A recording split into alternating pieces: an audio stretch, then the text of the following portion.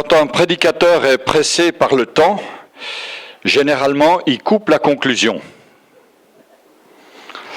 Il passe beaucoup de temps sur l'introduction, puis la conclusion, le temps étant là, il faut l'escamoter. Alors ce matin, excusez-moi, je vais faire le contraire. Je ne vais pas faire tellement de paroles d'introduction, mais je vais venir à la conclusion du message. J'aimerais vous inviter à ouvrir vos Bibles dans l'évangile de Matthieu. Et ce texte m'est venu à l'esprit parce que derrière chez moi, il y a une petite rivière. Une rivière que j'aime beaucoup, que je connais depuis que j'étais enfant. Et il y a eu un violent orage ces derniers jours, au mois de juin, le 21 juin plus précisément. Et lorsque le lendemain de l'orage, j'ai constaté les dégâts de la grêle, les arbres arrachés, les cultures endommagées, j'étais là au bord de cette rivière où je vais me promener tous les jours. Et je considérais ce que je voyais avec un regard interrogateur. Et je me disais, mais ici, je connais cet endroit. Mais tout est différent. Les arbres ont été arrachés, des pierres ont été déplacées, des cailloux ont roulé. Je ne reconnaissais plus rien. Et ces cailloux qui ont été transportés par la rivière, par les eaux tumultueuses, me laissent quand même interrogateur sur la force de la nature. Et je réfléchissais à cela, et tout d'un coup, ce texte de l'évangile de Matthieu m'est venu à l'esprit.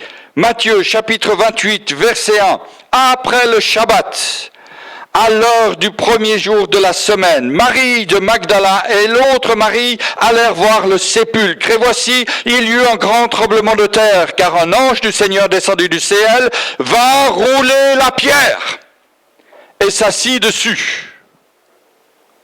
Son aspect était comme l'éclair et son vêtement blanc comme la neige. Les gardes tremblèrent de peur et devinrent comme morts, mais l'ange prit la parole et dit aux femmes, « Pour vous, ne craignez pas, car je sais que vous cherchez Jésus qui a été crucifié. Il n'est point ici, il est ressuscité comme il l'avait dit. Venez voir le lieu où il était couché. Allez promptement dire à ses disciples qu'il est ressuscité des morts. Et voici, il vous précède en Galilée, c'est là que vous le verrez.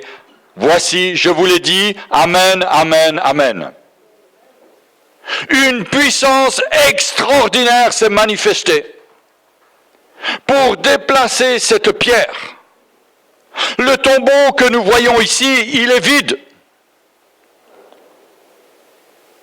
La pierre a été roulée, la pierre a disparu. Une pierre énorme, une pierre qui bouchait l'entrée du tombeau. Le Seigneur est mort à Jérusalem un vendredi de Pâques. Il est mort à 3h de l'après-midi, juste au moment où le souverain sacrificateur présentait l'agneau pascal dans le temple. C'est là que Jésus rendit son esprit.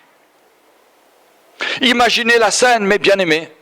Les ténèbres ont commencé à couvrir Jérusalem et nous savons qu'au moment où le Seigneur rendit son esprit, rendit son souffle à Dieu, la puissance de Dieu descendit dans le temple et le voile qui séparait le lieu saint du lieu très saint se déchira d'une manière miraculeuse du haut en bas. La Bible nous relate qu'ensuite Jésus pénétra dans le séjour des morts. Il y descendait, victorieux et pas vaincu. Il est descendu dans le séjour des morts, qu'on se le dise. Mais il est descendu victorieux. Même la Bible nous dit qu'il se passa dans ce séjour des morts des choses extraordinaires. À tel point qu'à la résurrection du Seigneur, des morts ressuscitèrent aussi. Jésus mourut à 3h de l'après-midi. Son agonie avait duré quelques 6 heures. Et là, mort de fatigue, exténué, son corps meurt de souffrance. Le Seigneur rend son esprit. Et bien sûr, ceux qui étaient là, les femmes pleuraient, se lamentaient. Parmi eux, il y avait aussi, parmi ces hommes et ces femmes qui étaient là, il y avait aussi Joseph d'Arimathée, Nicodème.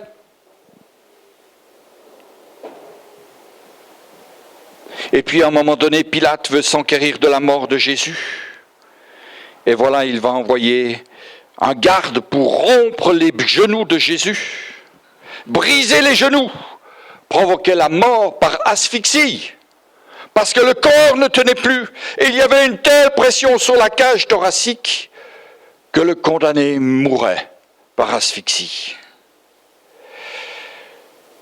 Et Jésus étant mort, Joseph voulut récupérer le corps. L'évangile de Marc nous en parle.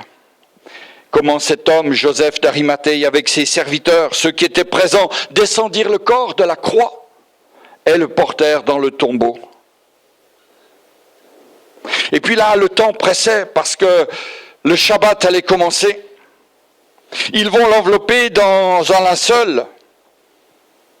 Ils vont le mettre dans le tombeau le plus proche.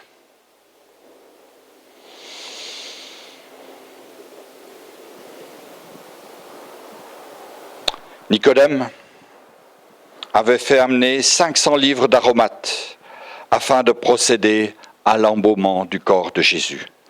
Je signale ce détail, nous y reviendrons tout à l'heure. Mais comme le temps pressait, ils ne purent pratiquer tout ce qui devait se faire d'habitude. Le Shabbat s'écoula, chacun était à ses activités. Thomas était parti dans son coin. Les femmes certainement avaient en tête de parfaire l'embaumement de Jésus, comme la coutume le leur demandait.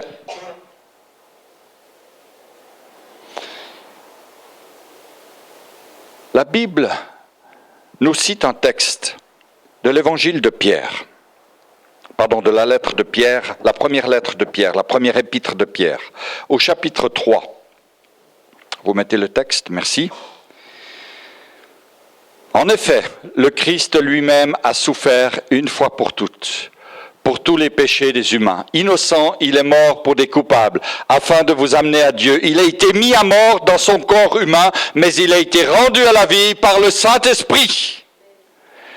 Par la puissance de cet esprit, il est même allé prêcher aux esprits emprisonnés, c'est-à-dire à ceux qui, autrefois, se sont opposés à Dieu.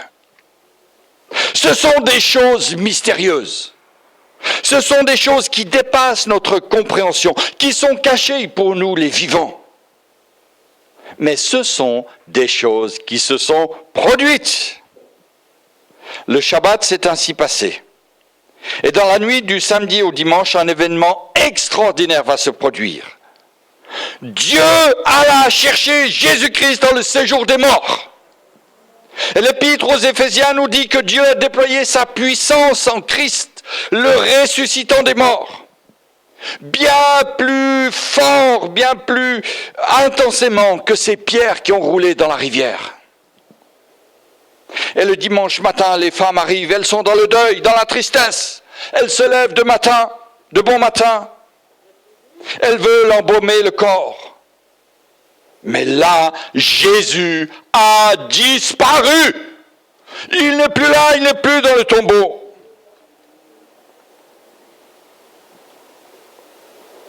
Elles virent non seulement que la pierre avait été roulée, mais surtout que le tombeau était vide.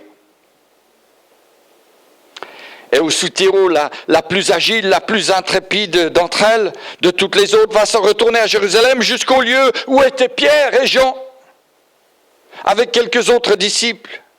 C'est Marie de Magdala. Oh, que j'aime cette femme!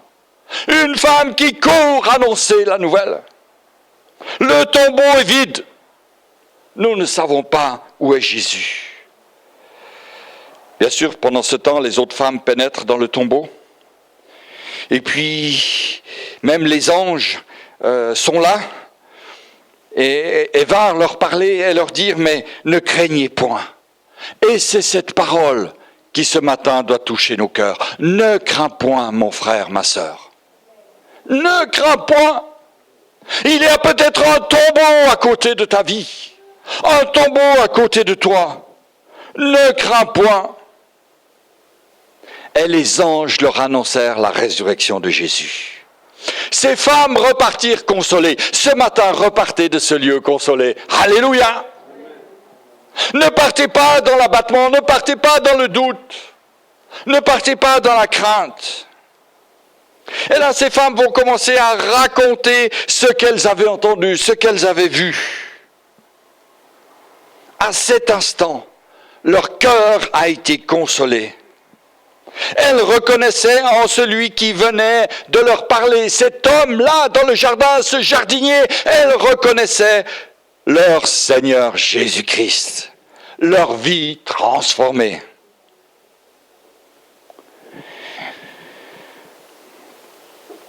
Mes frères, mes sœurs, je viens au cœur du message. Nous avons besoin de rencontrer le ressuscité.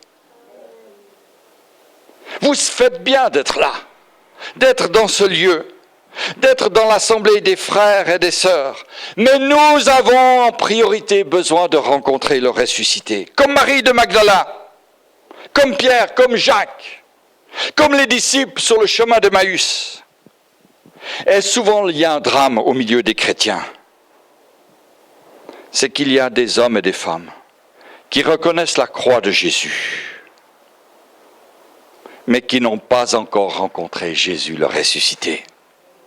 Et cela fait une grande différence. Un chrétien qui ne connaît que Jésus crucifié est quelqu'un qui ne contemple qu'un Jésus souffrant. Quelqu'un qui connaît Jésus ressuscité, triomphateur de la mort, connaît un Jésus rayonnant de gloire. Et cela a une implication dans sa vie. La croix elle-même ne se comprend qu'avec la résurrection. Dans le jardin de Gethsémane, Jésus a pleuré, a intercédé, et Dieu l'a délivré de la mort. Mes frères, mes sœurs, n'ayons plus peur de la mort.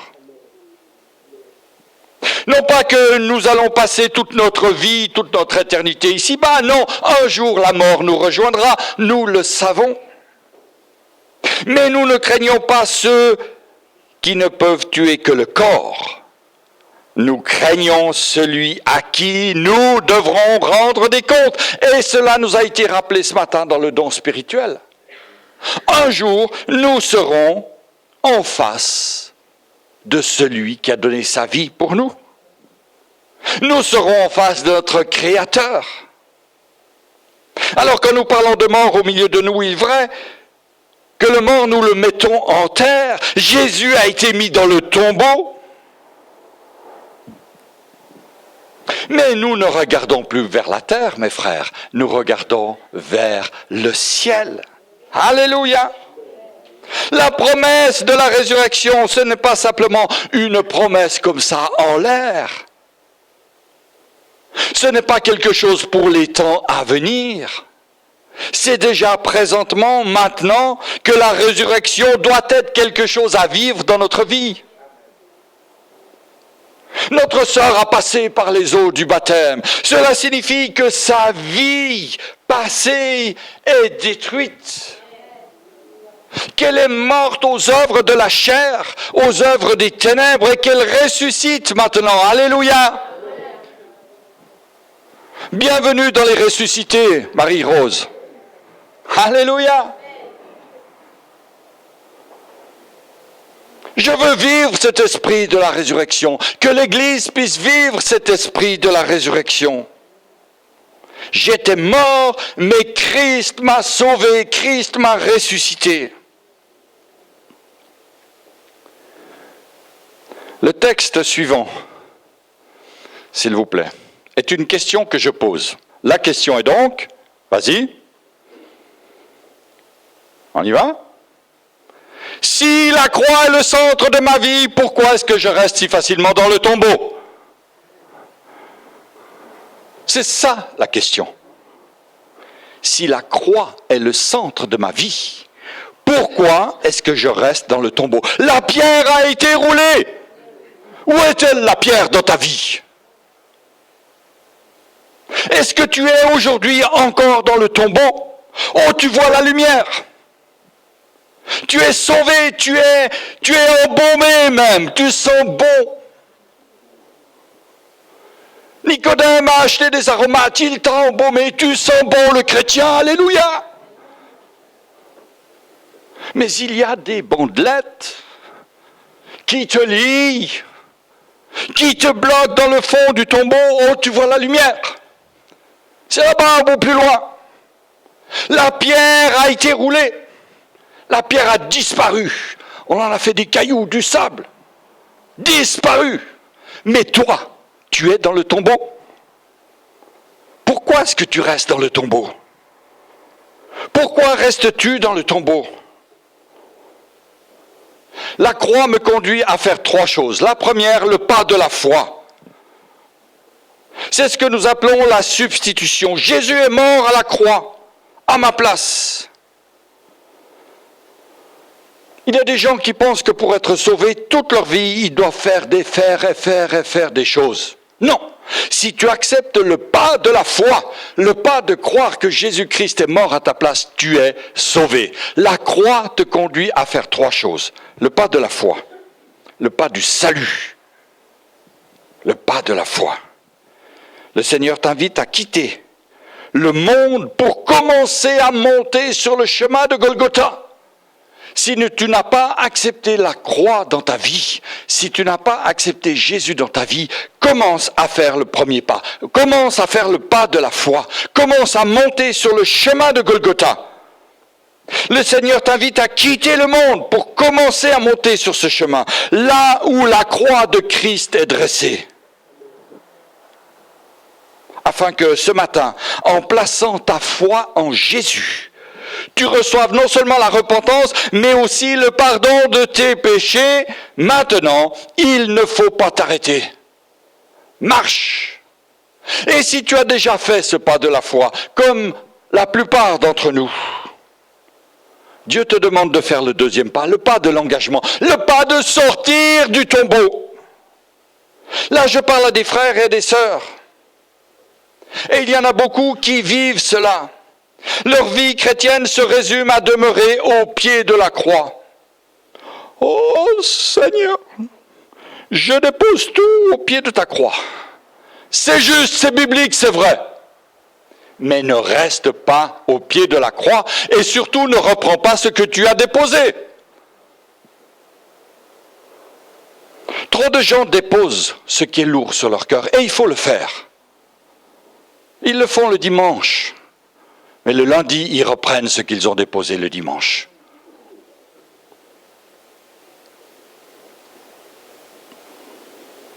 Après le salut, il y a le pas de l'engagement. Jésus a été à la croix, il y est resté 6 heures. Ensuite, il fut déposé dans le tombeau. Et pour aller dans la vie en abondance, il faut que toi aussi tu descendes dans le tombeau. C'est ce que nous appelons l'identification avec la mort de Jésus. C'est comme le baptême. Il faut que tu passes par le baptême. Il faut que tu descendes dans les eaux. Il faut que tu t'identifies à Jésus-Christ. Non pas que nous allons nous percer les mains ou nous crucifier, nous flageller, nous battre, nous clouer sur une croix.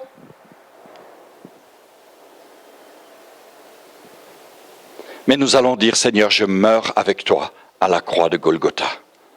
Je capitule devant toi. J'abandonne mes prérogatives.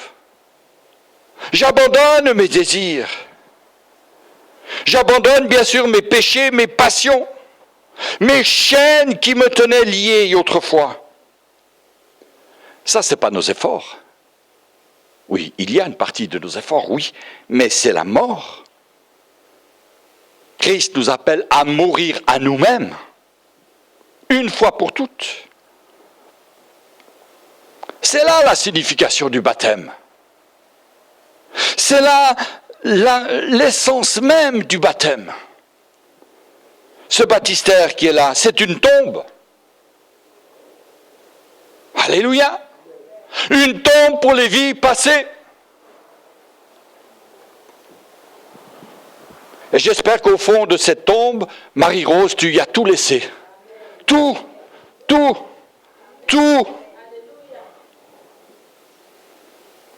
Ta vie passée. Et que tu es ressorti comme une femme nouvelle. Une fille de Dieu nouvelle. Mais je ne reste pas dans le baptistère. D'ailleurs, si tu y étais encore, tu ne serais plus en vie. Parce que j'aurais bien appuyé sur la tête. Le tombeau, ce n'est pas pour rester dans le tombeau. On sort du tombeau.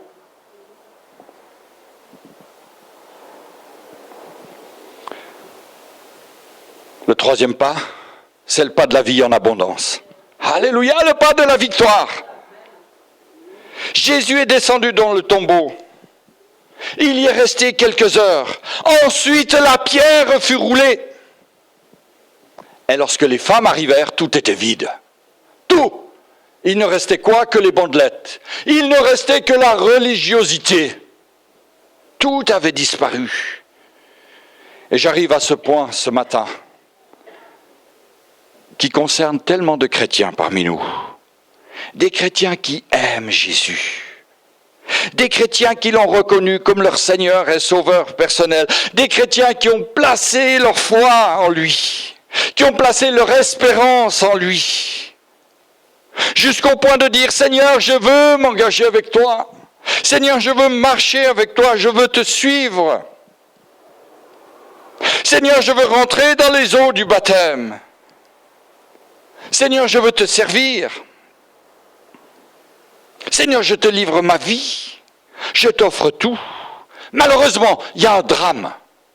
Un drame terrible. Ils ne sont pas sortis du tombeau. Leur vie n'a pas été transformée parce qu'ils n'ont pas saisi ce que Jésus veut leur donner, c'est la victoire. Ça sert à quoi de vivre dans un tombeau? Un espèce de cocon, de chrysalide où on est tout serré? Une vie de religion? Une vie de frustration? Parce que être dans le tombeau, c'est voir la lumière et ne pas sortir. Et ça frustre, ça décourage, ça déstabilise. Et puis là, quand on est dans cet état, eh bien on voit les autres. Puis on se dit, mais Seigneur, je vois là, par la lumière, mais je vois les autres qui sont dehors. Je vois les autres qui courent. Je vois les autres qui sont heureux. Je vois les autres qui sont rayonnants de joie. Et moi, je suis empêtré dans mes bandelettes. Je suis entouré, ficelé, embobiné, momifié même. Je suis étouffé, je respire plus. Seigneur, je crie à toi. Ah oui, on crie au Seigneur, mais le Seigneur te dit, lève-toi et sors. Enlève-moi ces bandelettes, sors. Oh, on a un joli parfum, on sent bon. Mais le Seigneur aime le parfum de la vie nouvelle. Et c'est ce parfum dont on doit respirer. L'apôtre Paul parle des eaux du baptême et il le compare le baptême à un ensevelissement, donc à une tombe, et je n'y reste pas. Le Seigneur veut nous faire sortir de notre tombeau parce que lui-même a bougé la pierre. Ce n'est pas les jardiniers, ce n'est pas les employés de la commune de Jérusalem qui sont venus enlever la pierre. Jésus l'a fait. Et vous savez, mes frères et mes sœurs, que Jésus a enlevé des pierres dans votre vie. Que Dieu a enlevé des pierres. Même des monuments. Vous savez, près de chez moi, il y a l'autoroute qui passe, et puis là, il y a ce qu'on appelle un bloc erratique. Une immense pierre. Près de l'autoroute, là, quand vous allez près de Nyon, là, il y a un parking et il y a une immense pierre. Là-bas, j'allais promener mes chèvres quand j'étais jeune. On montait sur la pierre avec les chèvres. La pierre, elle est la hauteur de la salle, là presque. Hein. Mais dessous, dans la terre, il y a encore une immense quantité de granit. Elle vient d'où cette pierre? Transportée par les glaciers qui l'ont amenée là, du granit des Alpes. Et moi je me dis que bien souvent, Jésus a enlevé des pierres encore bien plus grandes de devant nous. Des blocs énormes. Et nous restons dans le tombeau. Nous ne demeurons pas dans une vie de résurrection, dans une vie de victoire, dans une vie d'abondance. L'apôtre Paul écrit aux Éphésiens que Dieu nous a ressuscités ensemble et nous a fait asseoir ensemble, où? Dans les lieux célestes, alléluia. Il n'y a pas de tombeau, hein. Il nous a fait asseoir dans les lieux célestes. Cela fait de nous des hommes et des femmes ressuscités. Alors tout simplement, commençons à vivre ce que Dieu aimerait que nous vivions. Ne soyons pas incrédules, ne soyons pas attachés à nos principes religieux. Ce sont des entraves à la bénédiction. Si quelqu'un au milieu de nous ce matin est dans la tombe, si ton cœur, mon ami, est enfermé, si ta vie est prisonnière des bandelettes, si tu essayes de mettre toutes sortes d'articles religieux, d'artifices religieux, de principes religieux devant toi, alors ce message est pour toi. Ouvre ton cœur, change ta vie, ouvre ton cœur à la grâce de Dieu. Colossiens 2, verset 12, dans la Bible en français courant. En effet, quand vous avez été baptisés, vous avez été mis au tombeau avec le Christ. Et vous êtes aussi... J'ai des petits problèmes d'ouïe là. Vous avez dit quoi? Alléluia! Vous êtes ressuscités avec lui parce que vous avez cru en la puissance de Dieu qui l'a ramené d'entre les morts. Un homme, une femme qui ne connaît pas Christ, même s'il est bien vivant, bien portant, un athlète, bien baraqué, s'il ne connaît pas Christ, il est mort. Il peut avoir toutes les richesses de ce monde, toute la puissance de ce monde, toute la gloire de ce monde. S'il ne connaît pas Christ, il est mort. Et lorsque Jésus est entré dans le tombeau, lorsqu'on l'a mis dans le tombeau, il n'y est resté que peu de temps. Mon frère, ma sœur, ne reste pas dans le tombeau. Lève-toi. Enlève ces bandelettes qui sont autour de toi. Et cours, comme l'apôtre Paul dit, vers la destinée finale. Afin de remporter le prix de la victoire en Jésus-Christ. Il y a une couronne qui nous attend. Ce n'est pas la couronne de Miss France. Rien du tout, du pipeau. Que des diamants. Que des diamants. Mais ce que le Seigneur nous réserve est bien plus grand. Une merveilleuse couronne. Alors j'aimerais qu'on puisse incliner nos cœurs ce matin devant le Seigneur. Et je vais faire un appel. Seigneur, merci de pouvoir nous tenir devant toi. Seigneur, nous savons que la vie que tu nous demandes de vivre est une vie de consécration, une vie de foi, une vie de confiance, une marche en avant. Alors ce matin, Seigneur, je te prie pour tous ceux qui sont fatigués, tous ceux qui sont chargés, tous ceux qui sont peut-être encore ce matin dans le fond du tombeau, qui sont entourés de bandelettes, qui ont un parfum de bons chrétiens, mais dont les bandelettes leur privent de tout mouvement. Je te prie, Seigneur, pour mes frères, pour mes sœurs qui sont là. Si quelqu'un simplement se reconnaît dans cette position, que simplement il fasse un signe de la main. Je ne ferai pas d'autre appel ce matin, mais j'aimerais prier. Le Seigneur vous voit, le Seigneur connaît vos cœurs. Là où vous êtes, simplement faites un signe de la main. Seigneur, merci. Merci pour mes frères, pour mes sœurs. Merci pour ceux que tu as sauvés. Merci pour ceux qui ont accepté la croix et qui aujourd'hui, même s'ils font tous les efforts possibles, ont de la peine à voir la lumière. Seigneur, je te prie pour leur vie. Je te prie de les entourer, de les délivrer de cet esprit de mort, cet esprit qui les entoure, cet esprit qui les lie. Seigneur Jésus, merci pour ta victoire. Nous voulons, Seigneur, ce matin, prier les uns pour les autres.